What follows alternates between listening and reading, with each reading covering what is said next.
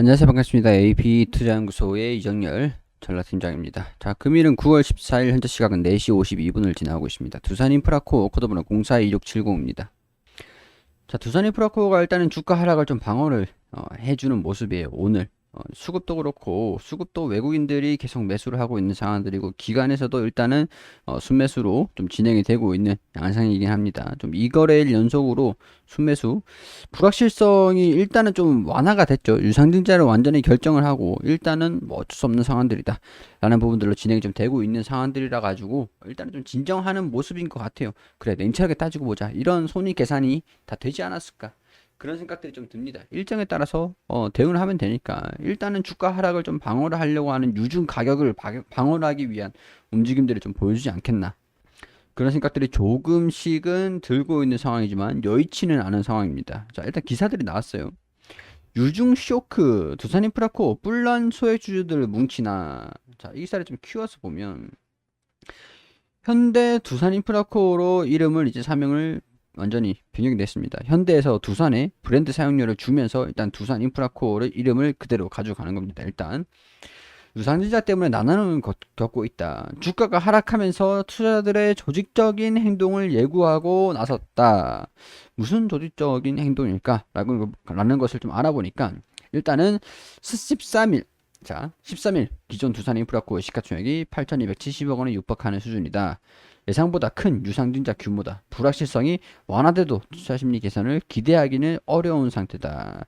유상증자가 결정된 것은 과거 DICC 관련 리스크를 제대로 털지 못한 탓이다. DICC 지분을 20%로 인수했던 미래에셋 자산운용을 비롯한 재무적 투자자 FI들은 기업 공개가 무산되면서 투자 자금을 회수를 위해 지분을 매각하려 했다. 매각은 이루어지지 않았고 재무적 투자자 두산 측이 매각 절차에 협조하지 않았다는 이유로 소송을 걸었다.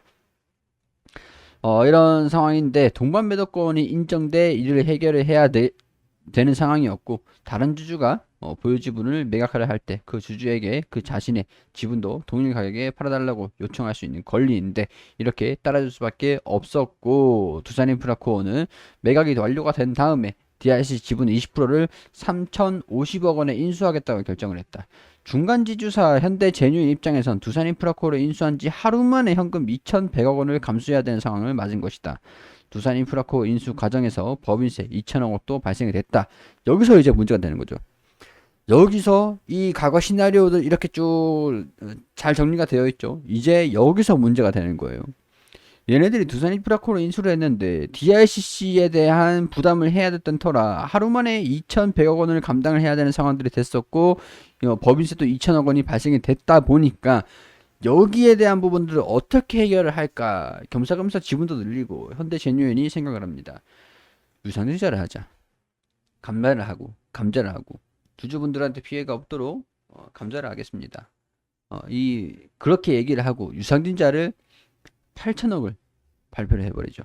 현대중공업이 개미들한테 인수비용을 떠넘긴다고 뭐 거의 뭐 볼모로 잡고 있어요. 어떡합니까 지금. 볼모로 잡고 있단 말이에요 지금. 인수 당시만 해도 현대중공업의 자회사 현대건설 기계와의 시너지 효과가 기대가 컸지만 소액주주 입장을 전혀 고려하지 않고 속전속결로 유상증자를 단행했던 것이다. 이게 소액주주들 엿먹으라고 하는 거랑 똑같은 상황인 거죠. 고려하지 않았죠 전혀. 고려하지 않았고 소액주주들은 뭐 밴드, 뭐 사회 SNS, 소액주주 단체를 만드는 등 조직적인 대응을 예고하고 있다. 이거 좀 부당한 거 아닌가? 부당한 거 아닌가? 근데 이거를 유상증자에 대한 옵션이 좀 있어가지고 이 옵션에 대한 부분들 우리가 선택권이 좀 있긴 있습니다. 그래서 조금 이 어떤 조직적을 좀 할지, 조직적인 대응을 할지 제가 아는 한 좀 긍정적이진 않아요. 유상증자는 재무적 계산 차원에서 불가피한 측면이 있다면서도 유상증자를 예상했던 투자자들조차도 받아들이기 힘들 규모의 큰 규모라 단체 행동으로 컸죠. 너무 컸죠. 너무 컸어요. 너무 한 5천억 정도, 한 4천억 정도 했으면은 니네도 좀 부담을 해야 되는 거 아니냐. 법인세랑 이거 완전히 그 지분 DICC 지분 인수하는 것까지 개인 투자자들한테 떠넘기려고 하니까 지들은 그냥 손 안 대고 코 풀려고 하는 거 아니냐, 이런 얘기를 하는 것들이 되겠죠. 자, 이런 상황들이지만 우리는 어찌됐건 내일을 준비를 해야 됩니다. 유상증자 일정을 알아야 저를 알고 나를 알아야 지피지기 백전백승이라고 했습니다. 우리가 어떻게 대응을 잡아가야 될지 현실적으로 돌아와서 지금 현실로 유상증자를 할 것인지 안 할 것인지를 판단을 좀 잘 하셔야겠죠. 유상증자를 해야 된다라고 한다면 지금 비중에서 현금 어느 정도 확보를 한 다음에 좀 반등이 나오면 현금을 확보를 한 다음에 유상증자를 참여를 할지 남은 주식 수에서 유상증자를 받을지 공모를 할지 증자를 받을지 그런 것들을 결정을 하셔야 되고 아니면 비중이 그렇게 높진 않다. 여유로운 현금이 좀 있는 상태다. 유상증자를 참여를 해야 되는 그런 현금은 필요하지 않겠습니까? 현금이 필요하기 때문에 내가 비중이 그렇게 크진 않아. 내가 20주를 가지고 있는데 유상증자 20주를 받아버리면 평균 단가가 절반 정도로 낮춰지니까 일단 유상증자에 참여를 해야겠어. 라고 할 수 있든지. 비중이 높으신 분들 같은 경우에는 현금 확보에 뭐 좀 신중을 기하실 필요가 있겠죠. 자, 간단하게 이거 자세하게 설명 좀 드렸으니까 자세한 부분도 설명을 드렸으니까 일단은 간단하게 넘어갈게요. 일단 예정 발행 가격은 1차, 2차, 3차까지 이건 1차 가격입니다. 1차. 1차 가격이기 때문에 2차, 3차에 변화가 될 수도 있다. 이런 것들 참고를 하셔야 되고요. 확정 예정일이 12월 3일까지다. 이때 가격이 결정이 될 것이다. 1주를 가지고 지금 이제 권리락이 언제냐? 권리락이 상당히 12월 20, 권리락이 보자. 신주 배정 기준일이죠. 11월 4일이니까 11월 4일. 그러니까 우리가 3일까지 매수를 한다라고 했을 때 이때 당시에 1주를 가지고 있으면 1.1주를 청약을 할 수 있는 권리가 생기는 거예요. 신주 인수권. 신주 인수권이 생기고 신주를 인수할 수 있는 권리죠. 단순하게. 이 권리가 생기는데 이 신주 인수권 증서도 매각이 가능합니다. 팔 수가 있어요. 시장에서 파는 방법들은 증권사에 따로 문의를 하시고요. 여기 보시면 신주인수권 상장 기간 11월 24일부터 11월 30일까지 5영업일 동안 5거래일 동안 거래가 가능하다. 신주인수권 이 권리라는 것도 가격이 있습니다. 매각을 또 잘 하시면 그만큼 손실이 줄어들 수 있다. 이렇게 확인하시면 되겠죠. 그러니까 1주를 갖고 있을 때 권리락을 받아가지고 권리락에 맞았을 때 할인율이 또 들어가요. 그때 권리락 맞고 이제 청약을 한 다음에 내가 1주를 갖고 있는데 1.1주를 더 성장을 했어. 청약을 받았어. 그럼 2주가 되면서 평균 가격이 그 중간 가격으로 낮아지겠죠. 일단은 이 규모가 큰 만큼 주식 수도 많아진다. 그런 것들도 좀 참고로 하시면 될 것 같고요. 가격이 좀 싸졌으니까 주식 수가 좀 많아진다. 이게 참 주가 가치가 1주당 가치가 좀 희석이 될 수 있는 상황들이라서 좀 부정적이긴 합니다. 추후에 그 뒤에 또 이제 상승하는 것들을 좀 기대를 해봐야 될 것 같은데 여의치는 않은 상황이에요 지금. 자, 12월 8일, 9일 오후 2시까지 인출 가능 현금인 상태에서 청약을 하겠다. 그렇게 하시면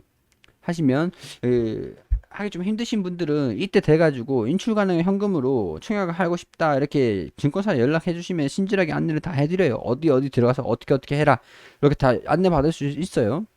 그리고 그렇게 청약이 완료가 되면은 12월 28일에 상장이 돼서 이제 거래가 되는 겁니다. 간단하죠. 유상증자 몇 번 해보신 분들 같은 경우에는 알고 계실 거예요. 공모주 청약하는 거랑 조금 다르긴 한데 뭐 크게 다를 건 없습니다. 자, 일단은 포인트를 잡아가면은 우리가 1주를 가지고 있을 때 1주를 더 배정을 받을 수가 있다. 유상증자를. 물론 이제 돈을 주고 사는 거지만. 그럼 평균 가격이 여기가 되겠죠. 중간이 될 거 아닙니까? 중간. 자, 여기에서 평균 단가를 낮춘다. 지금 비중을 좀 반등이 좀 나오고 회복이 되면 비중을 좀 축소를 시켜놓고 약간 권유드리고 싶진 않은 방법이긴 해요. 내가 여유만 좀 있다라고 하면. 근데 비중이 너무 크다라고 하시는 분들은 유상증자를 참여할 수 있는 유상증자 그래도 나름 싸게 살 수 있는 기회 그래요 뭐 표현하자면 싸게 살 수 있는 기회이기도 한데 일주를 가지고 있고 내가 만약에 좀 비중이 높다 가지고 있는 이 비중이 높다 100주를 가지고 있다 그럼 유상증자를 할 때 이 100주를 청약을 할 수 있겠냐 이게 좀 문제가 돼요. 성공적인 유상증자가 될 것이냐 뭐 그것도 조금 살짝 의문이라서 지금 100주를 가지고 있다라고 했을 때 내가 이 유상증자를 할 수 있는 현금이 어느 정도 있어야겠죠. 비중이 좀 낮다. 난 20주를 가지고 있으니까 유상증자 때 20주를 배정을 할 거야. 그러면은 여기서 20주 만약에 가지고 있고 여기에서 유상증자 가격이 여기다 20주다 한다라고 하면은 평균 단가가 여기 되겠죠. 그럼 반등이 좀 나왔을 때 좀 이제 털고 나올 수 있는 그런 전략으로 평균 단가 조절 기회로 활용을 하시면 되지 않을까 그런 생각들이 좀 듭니다. 우리가 좀 할 수 있는 방향은 그런 쪽이다라고. 옵션이 그렇게 크게 많진 않아요. 없는 건 아닌데 유상증자를 하냐 안 하냐가 옵션이 되긴 하는데 이 중에서 얼마만큼의 내가 유상증자를 참여를 할 거냐 그것들은 뭐 옵션이긴 하지만 여러분들이 선택하는 거긴 하지만 이러한 방법들을 활용할 수 있는 기회들 방법들 그런 것들은 있다라는 것들을 참고를 하셔가지고 곰곰이 한번 생각을 한번 해보시면 좋지 않을까 그런 생각들이 들어요. 참고를 해보시고 신중히 결정을 해주셨으면 하셨으면 좋겠다는 그런 생각들이 듭니다.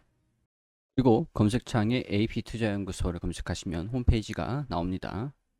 홈페이지 오시게 되시면 여기 라이브 깜빡깜빡거리는데 밑에 2021년 무료 추천 종목이라고 있어요. 여기 오시게 되시면 김윤재 소장님께서 매일매일 종목들 추천드리고 있는데 자 9월 10일 금요일 무료 추천 종목 이전 2승 여기 게시판 들어와 보게 되시면 장전에는 우리가 좀 알아야 되는 장전 뉴스들 그런 것들 브리핑을 드리고요.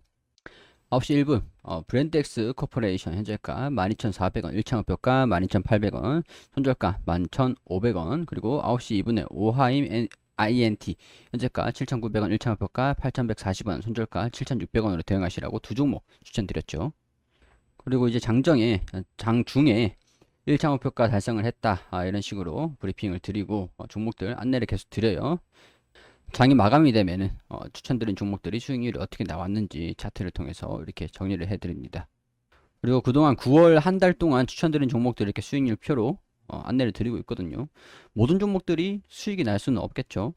최근에 또 장이 또 안 좋은 상황이라서 모든 종목들이 수익이 날 수는 없는데 그래도 승률이 괜찮다라는 거. 이 안에서만 조금씩 먹으셔도 괜찮겠죠.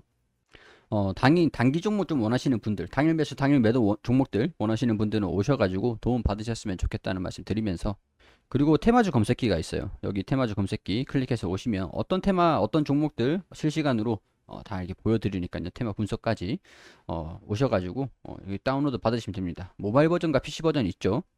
굉장히 편리한 어플리케이션이니까 다운받으셔가지고 사용하시면 된다는 말씀 드리도록 하겠습니다. 관심 있으신 분들은 1833-6014로 연락 주시면 됩니다.